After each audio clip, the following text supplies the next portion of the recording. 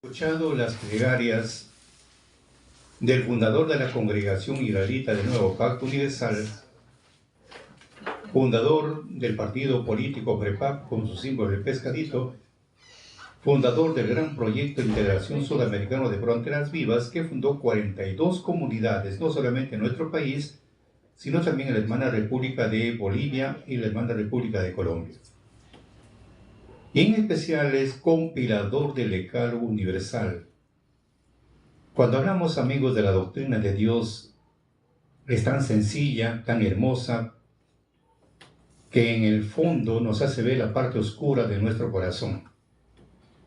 Cuando hablamos que Él es compilador, algo sorprendente,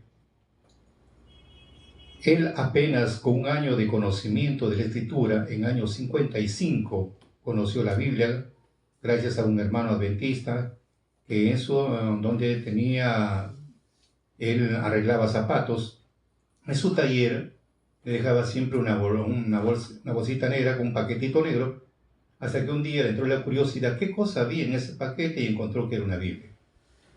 Y venía los sábados por la mañana y en la tarde venía, le encargaba otra vez. Y dentro de una curiosidad y un deseo único, querer saber qué cosa dice en ese libro. Y bueno, cuando vino a llevarlo, dijo, llévame a tu iglesia, y se fueron a su iglesia, allá empezó a asistir. Pero lo más interesante es cómo él, apenas con un año de conocimiento de la Escritura, apenas un año donde no había tanta la información como hay ahora, antes había muchos analfabetos, y él apenas con segundo año de primaria, y que realice este conocimiento para ser compilador, ya no es algo normal, algo natural, es sobrenatural. Porque ya cuenta su testimonio que fue arrebatado al tercer cielo, donde escribió los mandamientos, donde el Padre escribió una pizarra y él le dijo al Espíritu, anda a la biblioteca, trae una cartulina, ponle sobre la mesa y toma nota tal y conforme está, sin aumentar ni disminuir. Empezó a tomar nota. Y una vez que terminó, le dijo, bueno, dieron el visto bueno, ¿está bien o está mal? Posteriormente le dijo a la biblioteca, trae un libro, había 2 libros grandes de la vida y la muerte. Él quiso coger de la muerte, pero le dio temor, porque dijo, bueno, me ordenó que trajera solamente el libro de la vida, cogió el libro de la vida y lo trajo. Ahora viene la disposición, anda y junta todo lo que están escritos en el libro de la vida y enseñándole la doctrina. Algo maravilloso lo que está predestinado para estos días, pero como predestinado sabemos muy bien que Moisés recibió los mandamientos en el Sinaí. ¿Qué pasó? Sencillo, cuando Moisés descendió con las 2 tablas de piedra, el pueblo lo había traicionado con el dios Baal, presentando holocaustos al dios Baal, y por esta causa Moisés rompió los mandamientos. Se rompió el compromiso con el pueblo. Ahora lo quiso desaparecer a su pueblo. Moisés tuvo que ayunar 40 días más para que le perdonara y no lo llegara a desaparecer. Al terminar los 40 días, Dios le dice, lábrate 2 piedras como las primeras, súbeme al monte y espera allá. Otra vez ayunó 40 días y 40 noches, total ayunó 120 días. Pero esta segunda vez ya no fue para ese tiempo, sino para el futuro, como dice Salmo 118, escribirse a esto para la generación futura y el pueblo que se criará alabará a Jah. Se escribe en el futuro, se escribe para el futuro y un pueblo nuevo que tiene que formarse, y Pablo esclarece Romanos 10, 19, 20, 21, tenía que ser con gente que no es su gente, con gente insensata, con gente que nunca preguntaron por Dios ni tampoco lo buscaron. En otras palabras, con gentiles que ni siquiera, como dice Romanos 9, 25, 26, llamaré al que no es mi pueblo, lo llamaré pueblo mío, a la no amada, amada, y en el lugar donde usted fue dicho, ustedes no son mi pueblo, ahí serán llamados el Hijo del Dios viviente. Entonces, en el futuro se levanta un pueblo en los gentiles para poner a celos al pueblo natural.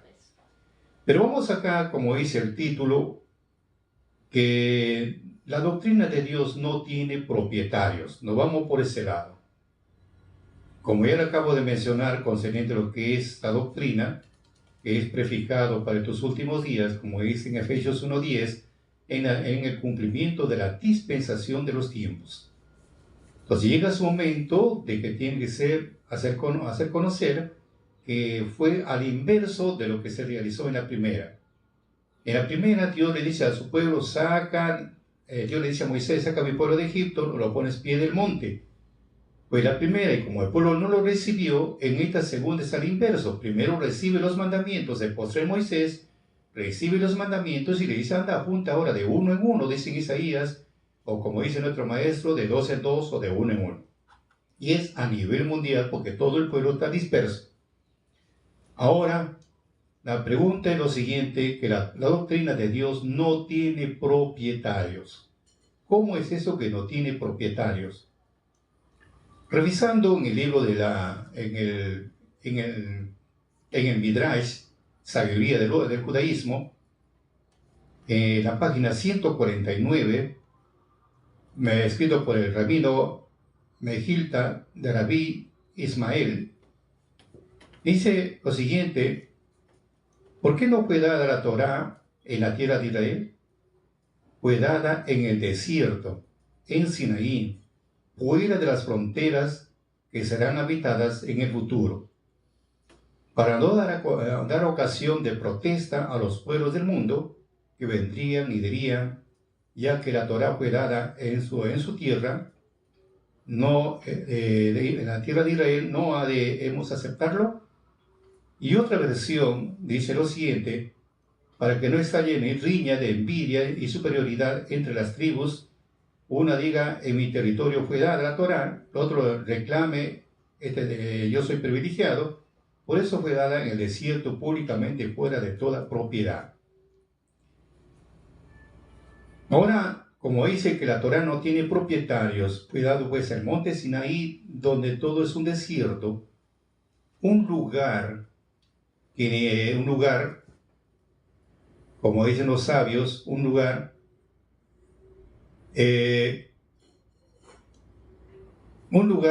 inhabitado, un lugar que no hay nada de belleza, para que nadie diga, yo soy dueño. Y lo único que hubo en ese tiempo fueron tres elementos que acompañaron: el desierto, el fuego y el agua. Son estos elementos. ¿Por qué viene el desierto, el desierto, el fuego y el agua? Porque todos estos elementos, el desierto, el fuego y el agua, son gratuitos. Como estos elementos son gratuitos para todos los seres, así también la doctrina de Dios o la Torá es gratuito para todos. O sea, nadie puede decir yo soy dueño y nadie puede cobrar por enseñar. La metodología del Midrash consistía en inquirir, preguntar, o sea, investigar y preguntar. Y nada en la Torá es accidental, nada es arbitrario, ni frases, ni palabras, ni puntos, ni lugares, ni tiempos. Ahora, ¿por qué fue dado la Torá en Sinaí? ¿Por qué no fue en otro lugar? ¿Por qué en el desierto, lugar desolado, poco estimulante para una imaginación que quisiera ver a Dios ligado a lo excepcional? El desierto es excepcional. Ninguna belleza excepcional lo acompaña. ¿Por qué justamente allí? Porque la Torá no tenga propietarios con esa finalidad. Nadie puede decir, este es mío, me pertenece, yo soy dueño. No. Es un lugar donde no había nada, solamente desierto, piedras, con esa finalidad. El otro motivo es interior a Israel. Si fuera dada dentro del territorio de Israel, otros pueblos podrían encontrar motivo para repudiarla porque es de alguien, pero además dentro de Israel se pelearían las tribus, las familias, habría gente que se consideraría superior a otra, porque esta es mi parcela fue dada.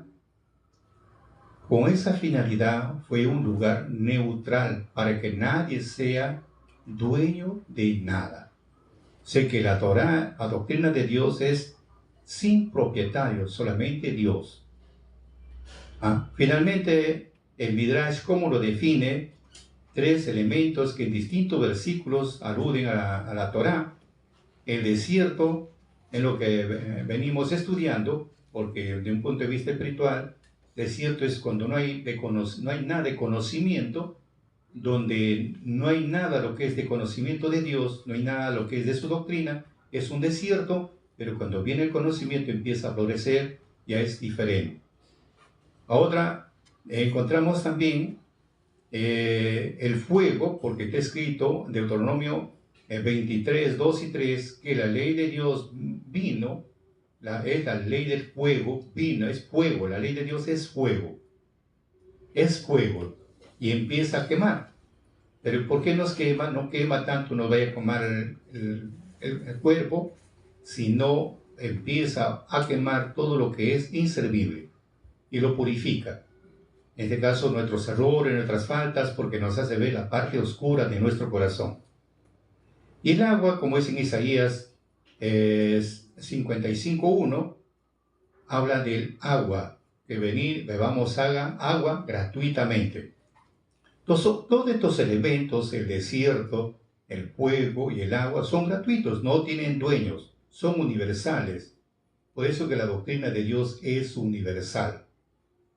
Como vemos que no puede haber propietarios, nadie puede decir este es mío, nadie puede decir yo soy el autor, nadie. Solamente el autor es Dios, el hombre no. Y si no tiene propietarios, es gratuito, entonces ¿por qué cobrar? ¿Por qué cobrar por enseñar? Si todo es gratuito, al contrario.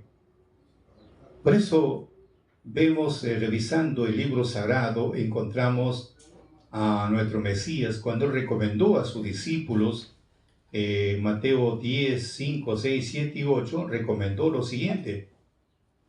A sus discípulos los envió de dos en dos, los envió a predicar. Total, predicó, habían 70 predicadores y se iban de dos en dos. Ellos iban a ayudarles en el trabajo que Dios le había encomendado. Porque le dijo, anda y junta a todas las ovejas perdidas de Israel. Y solo no lo podía hacer, tenía que buscar brazos. Y en todo trabajo siempre se trabaja en forma mancomunada, en conjunto se trabaja. Vemos en el caso de Moisés, por ejemplo, para administrar el pueblo solo no podía. Su suegro le sugirió que se buscara varones que sean espirituales, varones que tengan ese espíritu de querer gobernar, para que le ayuden en la mejoría y la administración de la población. Y fue así. Así fue. Viene nuestro Señor Jesucristo, también buscó ayudantes que le puedan realizar, ayudar en el trabajo encomendado. Los primeros los preparó, que vienen a ser los famosos discípulos, los alumnos, los preparó. Ahora sí, vayan y apóyenme en la labor que Dios me encomendó, mi Padre me encomendó. Por eso iban de dos en dos a pregonar, de región en región, y preparaban el camino, venía el Mesías y la gente ya se reunía. De ese mismo ejemplo ha tomado también los políticos que van, primero mandan a sus emisarios, los juntan ahí, va el que tiene que exponer y expone ya está la población. Algo similar realizaba nuestro Señor Jesucristo, enviaba a sus discípulos de dos en dos, pregonaban a toda la población y él llegaba y la gente estaba concentrada. Ese es el apoyo. Y en ese tiempo también se cumple, porque de acuerdo a Isaías 11:12, tiene que juntar a todos los desterrados de Judá y de Israel. Muy bien. Pero él tiene que preparar a sus discípulos para que le ayuden en la labor, porque es muy ardua la reunión. Estamos hablando de los 4 cabos de la tierra, y está escrito en Mateo 24:31, enviará a sus ángeles y los juntará de los 4 cabos de la tierra. ¿Quiénes son los ángeles? Los predicadores. Empiezan a movilizarse, o como dice también Isaías 66, 18, 19, 20, 21, envía, dice bien claro, de la misma forma, viene a juntar, pero tiene que enviar.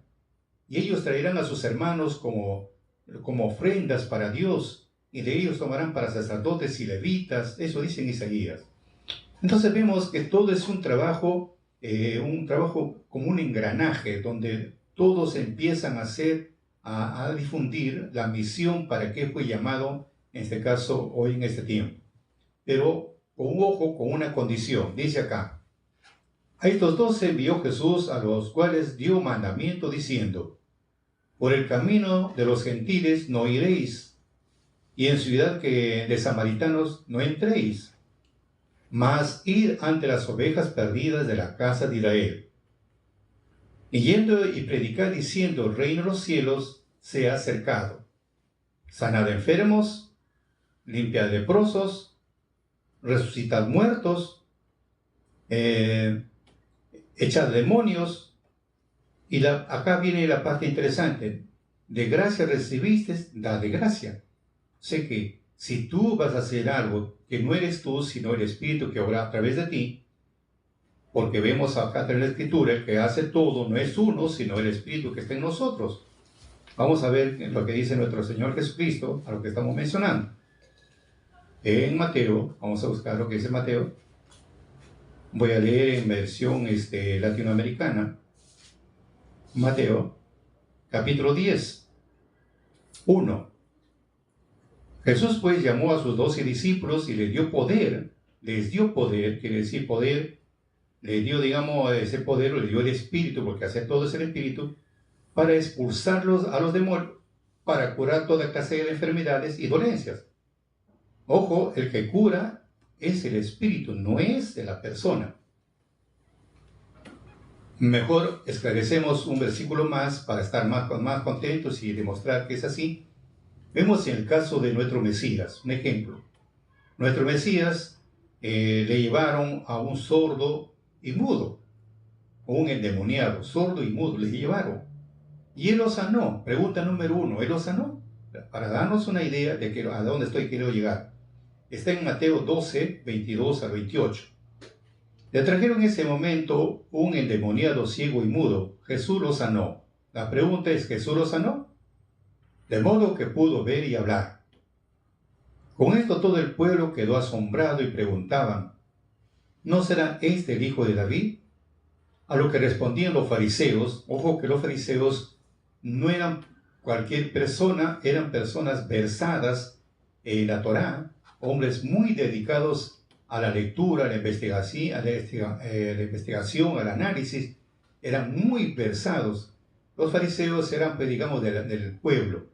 Los saduceos eran de la alta sociedad, que estamos hablando, sacerdotes, levitas, eran de la alta sociedad. Entonces, en ese tiempo los fariseos, estamos hablando fariseos, respondían: este echa a los demonios por obra de Belzebú, rey de los demonios. Luego dice: Jesús sabía lo que estaban pensando. La pregunta es: ¿Jesús sabía lo que estaban pensando? ¿Sabía? Nos quedamos con dos preguntas. ¿Él lo sanó? 2. ¿Él pensaba, él entendía lo que estaban pensando la gente? Entonces dio una respuesta y dijo: todo reino dividido en 2 bandos está perdido, y toda ciudad o familia dividida se aniquila. Si realmente Satanás echa fuera a Satanás, se haría la guerra a sí mismo. Por lo tanto, ¿cómo podría durar su poder? Y si yo lanzo los demonios con el poder de Belzebú, los amigos de ustedes, ¿cómo podrán echar? Por lo tanto, ellos mismos buscarán lo que ustedes están diciendo. Y en el 28 ya esclarece: pero si yo echo los demonios con el soplo de Dios, del Espíritu de Dios. En otra versión dice: con el poder del Espíritu de Dios. En otra versión dice: con el poder de Dios. Comprenderán que el reino de los cielos ha llegado a vosotros.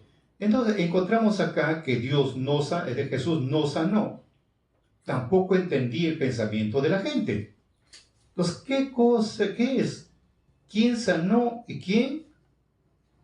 ¿Quién es el que sabía todo lo que la gente estaba pensando? Jesús simplemente era el instrumento. Entonces encontramos, Pablo dice lo siguiente, 1 Corintios capítulo 2, 10, 11, 12. Dice lo siguiente: pero Dios lo reveló a nosotros por el Espíritu, porque el Espíritu todo lo escudriña a uno profundo de Dios. Porque ¿quién de los hombres sabe las cosas del hombre, sino el Espíritu del hombre que está en él? Así tampoco nadie conoció la cosa de Dios sino el Espíritu de Dios. Y nosotros hemos recibido no el Espíritu del mundo, sino el Espíritu que es de Dios, para que conozcamos lo que Dios nos ha dado. Entonces encontramos acá que Jesús no lo sanó, tampoco entendía el pensamiento de las gentes, sino el Espíritu de Dios que estaba en él. Así como Moisés, que Moisés convertía el agua en sangre, convertía los piojos, las lepras, todo él, no, amigo. El Espíritu de Dios que estaba en él. Por eso vemos que le dio poder a sus discípulos, y el poder viene a ser con ese poder sobrenatural, esa fuerza sobrenatural, curaban enfermos, expulsaban demonios. Por eso dice, ustedes han recibido gratis el poder que tiene dentro de ustedes, que es la fuerza de Dios, que en hebreo se llama Ruach, fuerza de Dios, ese poder sobrenatural, han recibido y no tienen por qué cobrar nada. Por eso decía Eliseo, dijo bien claro, el que hace todas las maravillas es Dios, y yo no tengo por qué recibir un céntimo. Cuando fue Naamán y le quiso pagar, dijo, no, lo que Dios cura, a él que le pague, no a mí. Por eso, amigos, ahora te encontramos acá, que por enseñar y por hacer algún milagro que no uno es, y enseñar que uno no lo es, sino el Espíritu que está en nosotros, el que hace todas las maravillas, entonces, ¿por qué cobrar? Y hemos visto que la Torah o la doctrina de Dios fue dado en el desierto para que diga que yo soy propietario, yo soy dueño. No, fue un desierto, un lugar inhóspito, para que nadie sea propietario. Así que Dios, pensemos bastante a dónde estamos yendo. Y incluso el apóstol Pablo recomendó que todo debe ser gratuitamente. Por eso dice en 1 Corintios 9, 18. Mejor vamos a leerlo. 1 Corintios 9, mejor vamos a leerlo. 1 de Corintios 9, vamos a ver, 18, dice acá, por lo cual, desde el 17, por lo cual, si lo hago de voluntad, premio tendré, más si por la fuerza, más si doy pensado. Mejor acá, vamos a ver, desde el 16, pues que anuncio el Evangelio, no tengo por qué gloriarme, porque me es impuesta necesidad. Vuelvo a repetir. Pues bien, que anuncio el Evangelio, no tengo por qué gloriarme, porque me es impuesta necesidad. Porque ese es un ministerio que Dios le dio, que viene a ser de la predicación. Entonces para él era una necesidad, es algo que, como un trabajo, una necesidad. Que anuncio el Evangelio, no tengo por qué gloriarme. O sea, a veces porque uno sabe un poquito, piensa que sabe mucho, y empieza a gloriarse, y eso no está bien, porque lo que es de Dios es de Dios. Por eso dice, al contrario, me es impuesta necesidad. Y luego dice, y ay de mí si no anunciar el Evangelio. Entonces él tenía el ministerio de anunciar el Evangelio. Y ay de mí si no anuncio. Por eso para mí es una necesidad. Para él era algo interesante que tenía que comunicar y comunicar. Pero viene acá, por lo cual si lo hago de voluntad, premio tendré. O sea, si hay un ministerio que Dios nos ha dado, tenemos que hacerlo de voluntad, nada por obligación, nada por presión, sino de voluntad. Y cuando es de voluntad no hay cansancio, no hay fatiga, no hay un mal que te puede retroceder, no, lo haces como dice el dicho, cuando lo haces de voluntad, no hay cansancio, no hay nada, sigues, porque es de voluntad. Pero si hay algo que lo haces porque ya te pagan, pues llegó la hora y se acabó, y tu cerebro también lo programas que ahí terminó todo. Por eso dice acá, por lo cual si lo hago de voluntad, premio tendré, más si por la fuerza la dispensación me ha sido encargada. O sea, la responsabilidad que le cayó encima obligatoriamente, tenía que hacerlo sí o sí, por la fuerza, por voluntad lo tenía que hacer. Y así también Dios en este tiempo a cada uno nos da un ministerio y lo tenemos que hacer sí o sí. Ahora luego dice en el 18, ¿cuál es pues mi merced? Que predicando el Evangelio, ponga el Evangelio de Cristo de balde. O sea, no balde, de balde quiere decir no cobrar por enseñar. Por eso dice, ¿cuál es pues mi merced que predicando el Evangelio ponga el Evangelio de Cristo de balde para no usar mal de mi potestad en el Evangelio? Así que amigos, si empiezas a cobrar, ya no eres pastor, eres simplemente un asalariado. Y Dios no te llamó para ser un asalariado. Recuerda que la Biblia no tiene propietarios para que yo soy dueño. Recuerda eso. Entonces vemos el ejemplo del apóstol Pablo. Por eso decía, Pablo le recomendó al apóstol Tito 1, 10 y 11, porque hay muchos contumaces, habladores de vanidades, engañadores de las almas, mayormente de la circuncisión, o sea, los judíos, antes a los cuales es preciso taparles la boca, que trastornan casas enteras enseñando lo que no conviene por una torpe ganancia. Si hablamos, amigos, de una torpe ganancia, porque eso es así, si no me paga no hago, no debe ser así. Al contrario, hay muchos que están sedientos de escuchar la palabra de Dios, están buscando a Dios con esa desesperación y todavía le vas a ganar un dinero por eso. No, amigo, no está bien. Si hablamos, por ejemplo, del apóstol Pablo, él trabajaba, se ganaba el dinero con el sudor de su frente y luego se dedicaba a pregonar. No era uno que, algo si no me pagan no trabajo, no predico. No, él trabajaba materialmente y luego también él se dedica a pregonar. Hacía ambas cosas.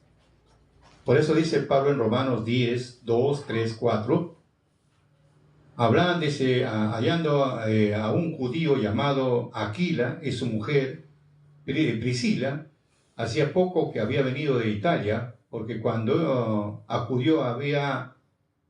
Claudio había mandado a todos los judíos que salieran de Roma, se vino a ellos, porque era que de su oficio posó con ellos y trabajaba, porque el oficio de ellos era hacer tiendas, o sea, tiendas de campaña.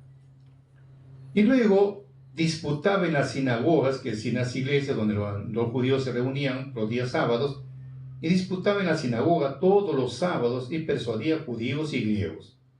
Entonces vemos acá que él en otra parte dice que aún no debemos de comer el pan gratis. No. Entonces vemos que Pablo dio el ejemplo de que él trabajaba, que se ganaba el pan con el sudor de su frente, y lo que es de Dios es de Dios.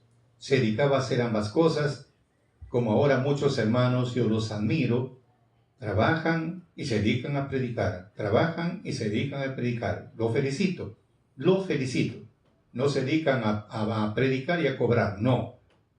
Trabajan y se dedican a predicar. Mis felicitaciones. Por eso dice Pablo en 1 Corintios 4:12, 1 Corintios 4:12, trabajamos obrando con nuestras manos. Nos maldicen, bendecimos. Padecemos persecución y sufrimos. Si esa es la forma que tiene que ser, vuelvo a repetir, trabajamos materialmente, obramos con nuestras manos, luego nos maldicen, que dice, hablan mal, a veces hablan mal de uno, y no es motivo para contestarle con la misma palabra, sino al contrario, bendecirles. Porque si vamos a esperar que nos digan palabras bonitas, tampoco no. Para eso el hombre ya se está preparado para difundir, porque muchos están de acuerdo, muchos no están de acuerdo, otros te van a decir que estás una verdad, otros te van a decir que estás una mentira, etcétera. Vas a recibir de todo, y para eso ya estás preparado. Pero no tienes por qué cobrar. Trabajar y obrando con tus manos. Ahora, dice en Hechos 20:33, dice Pablo, la plata, el oro y el vestido de nadie he codiciado. Ante vosotros sabéis, para lo que me ha sido necesario, a los que están conmigo, estas manos me han servido. En todo he enseñado que trabajando, así es necesario sobrellevar a los enfermos y tener presente las palabras del Señor Jesús, el cual dijo, más bienaventurado es dar que recibir. Hechos 20, 33, 34 y 35. Y en Tesalonicenses, segunda carta de Tesalonicenses 3, 8, 9, 10, 11 y 12, dice lo siguiente: ni comimos el pan de ninguno de balde, antes obrando con trabajo y fatiga, de noche y de día, para no ser gravosos a ninguno de vosotros. Como hace poco me gustó una frase muy hermosa de una hermana, me gustó esta frase donde dijo, en una casa podemos ir un día, 2 días, podemos estar en una casa. Teresa no, porque el muerto 2 días puedes velar, tercer día ya apesta.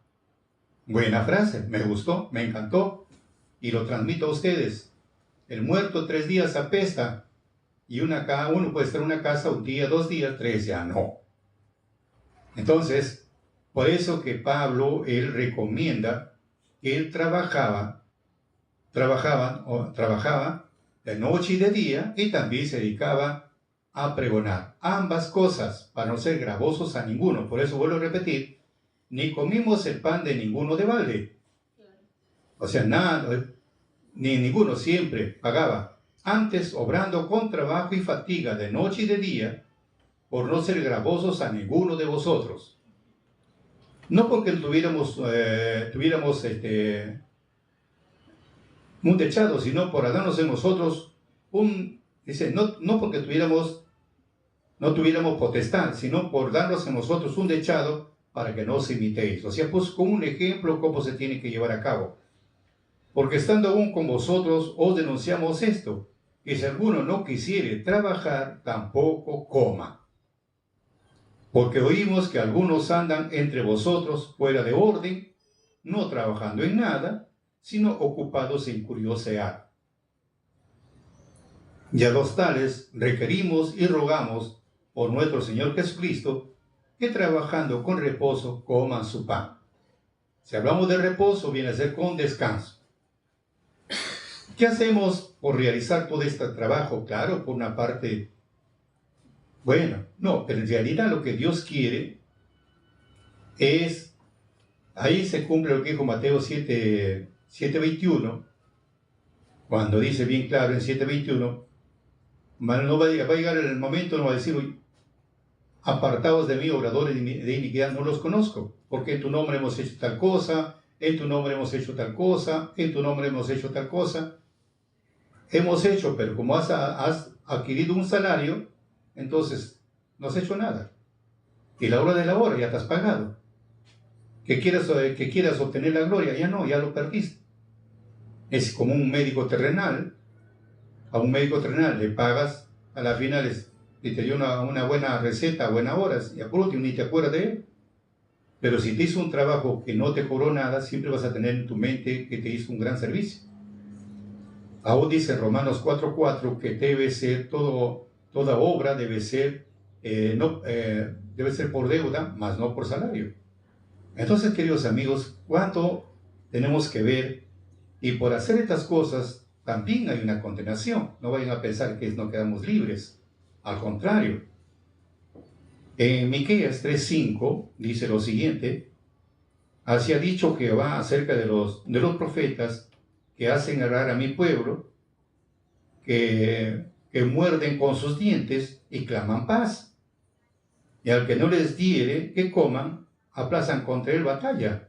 Sé que a veces hay lugares que tú no le llevas el diezmo y luego te aplazan contra ti batalla. ¿Qué pasó? Por eso es pensar, por eso es bueno leer más, o sea, estudiar más lo que es la doctrina de Dios para vivir menos. Pero si no nos gusta leer, vamos a vivir más. Así que, amigos, si tú quieres vivir menos, lee. ¿Quieres vivir más? No leas. Pero si quieres vivir menos, lee. Ven menos engañado. Entonces, para que vivas menos engañado, lee. Cuando viene este diezmo para el Señor, no es así, amigo. El diezmo es otro punto más que entender, pensemos bastante, amigos, no simplemente dejo el diezmo para el Señor, no, dejas el diezmo para el pastor, sí, o digamos al asalariado, porque el pastor es aquel que no cobra nada. Eso dijo nuestro Señor Jesucristo. Y en el 11 dice, sus cabezas juzgan por cohecho, o sea, van a hacer un juzgamiento, pagas o no, no hay nada. Y sus sacerdotes enseñan por precio. Listo, acá no puedes enseñar por un precio, no puedes poner precio a la cabeza, no.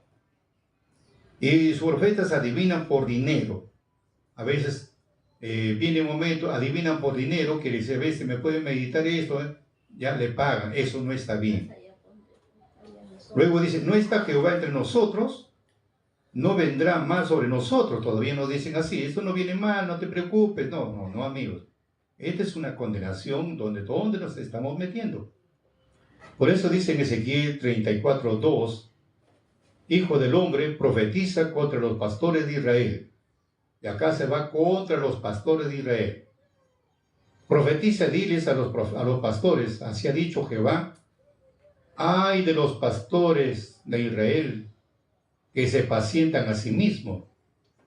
¿No apacientan los pastores los rebaños?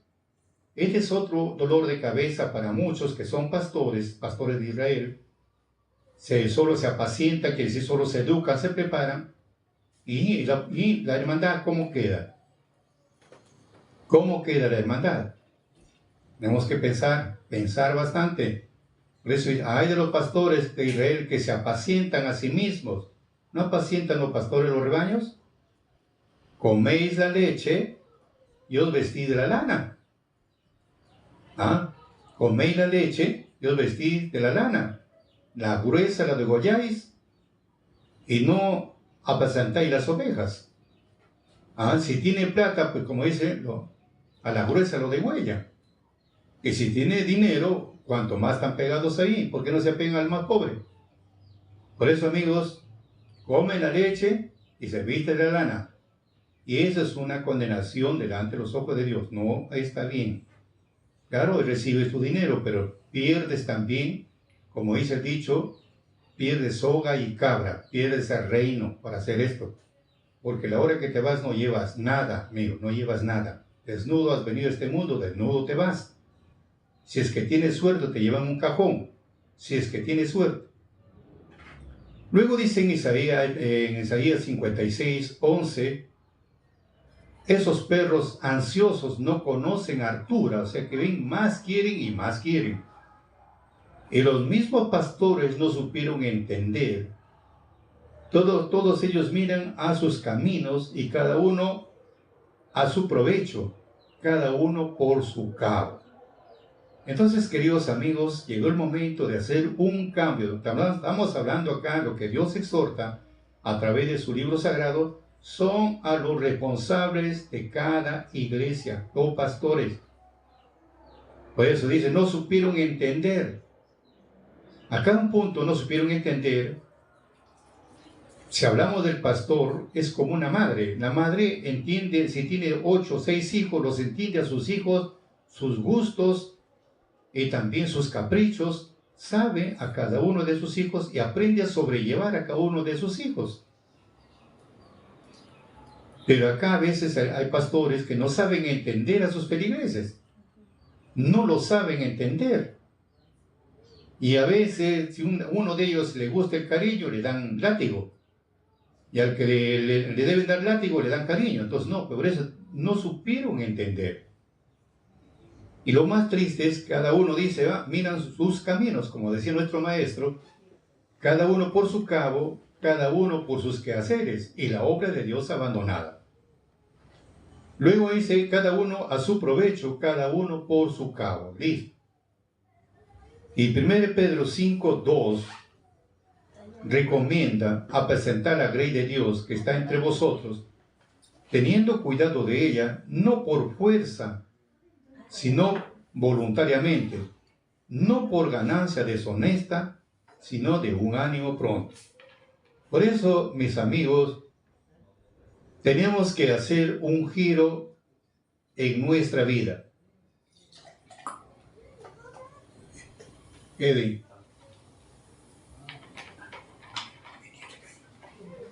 Bien amigos, vemos acá, queridos amigos, en resumen encontramos de todo lo que estamos hablando, que la doctrina de Dios primeramente fue dado en el monte Sinaí para que nadie diga que este es mío, yo soy propietario. No, dado en el desierto, en lugar inhóspito, un lugar donde no hay nada para que nadie diga yo soy dueño de esto. La ley no tiene propietarios, el único dueño solamente es Dios. Y como Él es dueño, nadie es propietario, nadie puede decir por enseñar esta doctrina te tengo que cobrar. Nadie puede cobrar por enseñar o por hacer alguna señal en este caso de enfermedades, de algo, no puedes cobrar. Porque si haces tales cosas vas a tener dificultades, vas a tener muchos problemas.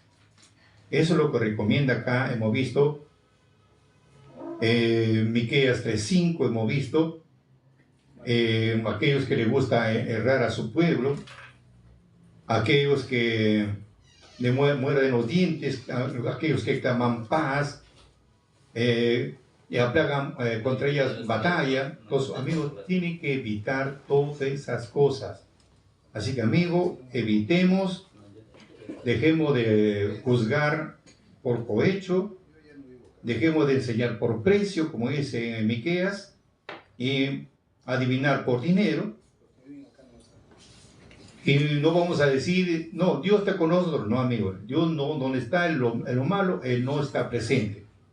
Así que vamos a cambiar nuestra forma de pensar. Por eso dice, ay de los pastores de Israel que se apacientan a sí mismos, ay de aquellos que más se preocupan en lo suyo que en los demás. Eso ya no es agradable. Hagamos un giro en nuestra vida. Tenemos que cuidar los rebaños, tenemos que cuidar la hermandad.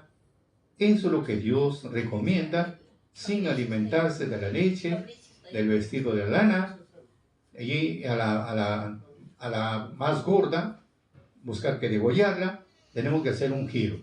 Así que amigos, apacentemos las ovejas como Dios ordena, sin cobrar un céntimo.